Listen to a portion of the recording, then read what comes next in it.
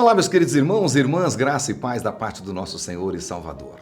Estamos chegando com mais uma oração da noite ao final de mais um dia. E hoje eu quero dar sequência ao nosso tema Apocalipse 7x7. Uma mensagem de fé, esperança e encorajamento. Quero deixar com os irmãos hoje o texto de Apocalipse capítulo 1, versículos 4 a 6 e depois 9 a 11. E diz assim a palavra de Deus: João, às 7 igrejas que se encontram na Ásia, graça e paz a vós outros, da parte daquele que é, que era e que há de vir, da parte dos 7 espíritos que se acha diante do seu trono, e da parte de Jesus Cristo, a fiel testemunha, o primogênito dos mortos, o soberano dos reis da terra.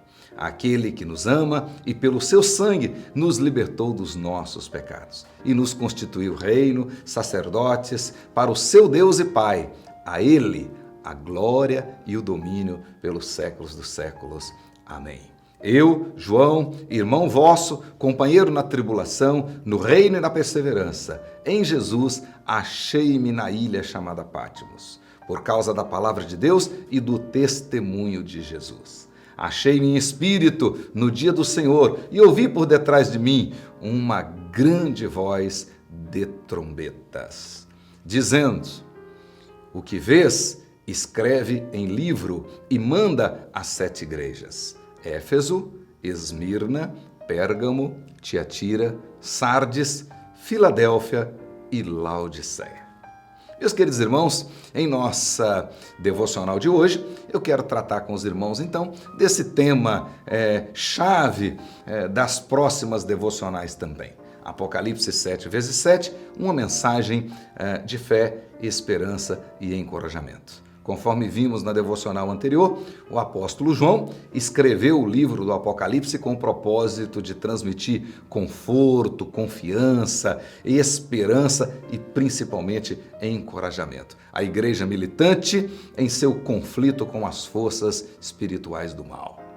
O Apocalipse é fascinante, de fato é, e é atual também. A sua mensagem principal é a vitória de Cristo e da sua igreja sobre Satanás, o mundo, o anticristo, o falso profeta e todos os ímpios.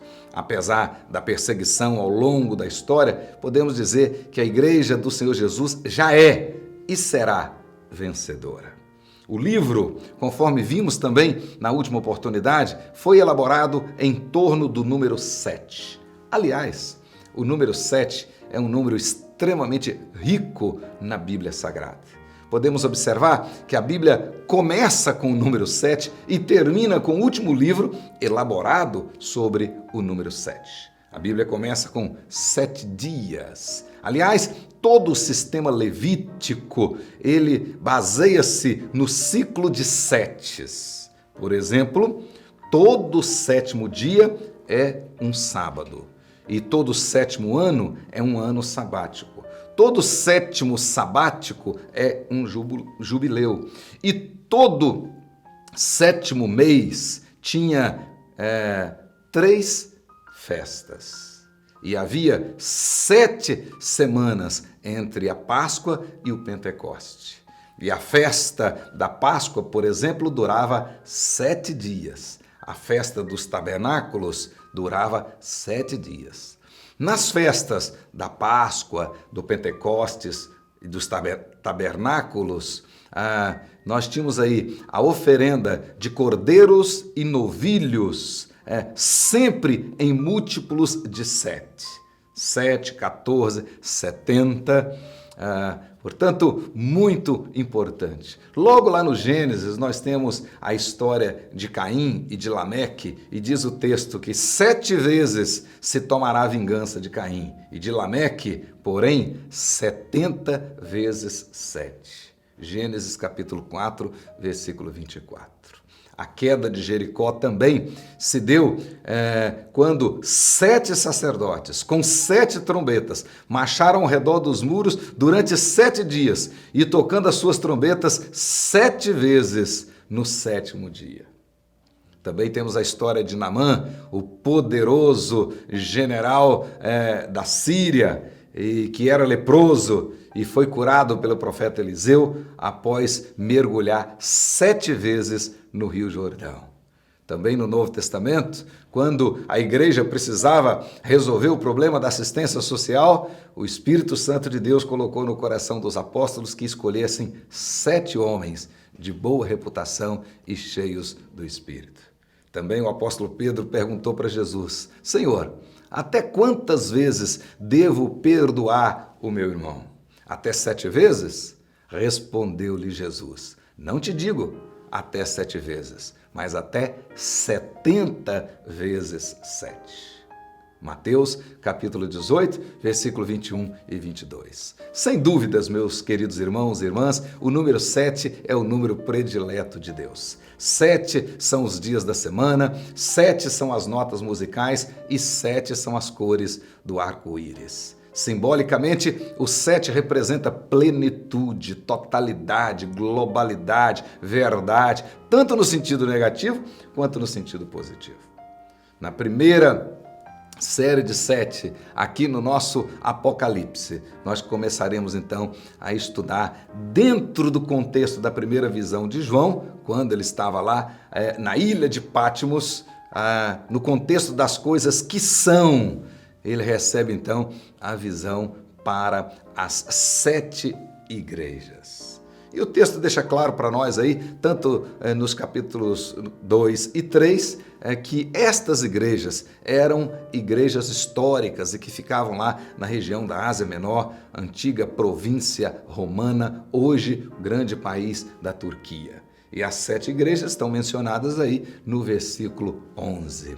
Éfeso era a principal cidade, Pérgamo era a capital e Laodiceia a que ficava mais longe de Éfeso. Portanto, essas cartas, se vocês observarem, elas foram endereçadas no sentido horário, começando por Éfeso.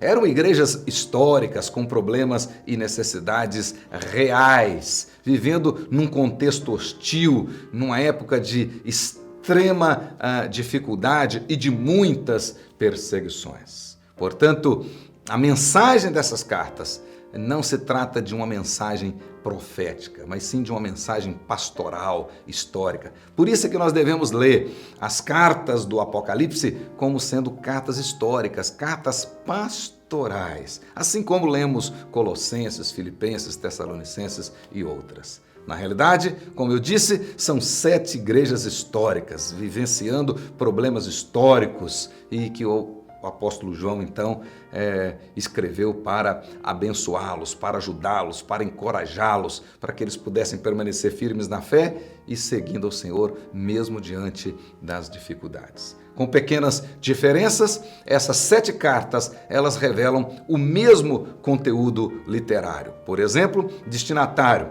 os pastores daquela igreja. O autor aí, estas coisas diz aquele que, e o autor aí é o próprio Jesus glorificado. A declaração de conhecimento, Jesus diz, eu conheço as tuas obras. Em todas as cartas nós podemos ver esse esboço. Também diz lá a palavra de reprovação, tenho porém contra ti uma advertência, uma ameaça, lembra-te pois, né? Se não mudarem, virei contra ti. A exortação, quem tem ouvidos para ouvir, ouça o que o Espírito diz às igrejas. E por fim, a promessa ao vencedor. Todas as cartas nós temos esse esboço. No geral, as 7 cartas, as 7 igrejas, elas apresentam o seguinte caráter, né? 2 delas só recebem elogios. Esmirna e Filadélfia.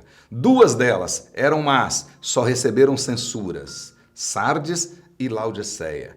E 3 delas receberam censuras e receberam elogios. Éfeso, Pérgamo e Tiatira. No próximo estudo, nós veremos a respeito de Éfeso. Que Deus te abençoe. Até o nosso próximo encontro, em o nome de Jesus, para a honra e glória do nosso Cristo glorificado. Amém.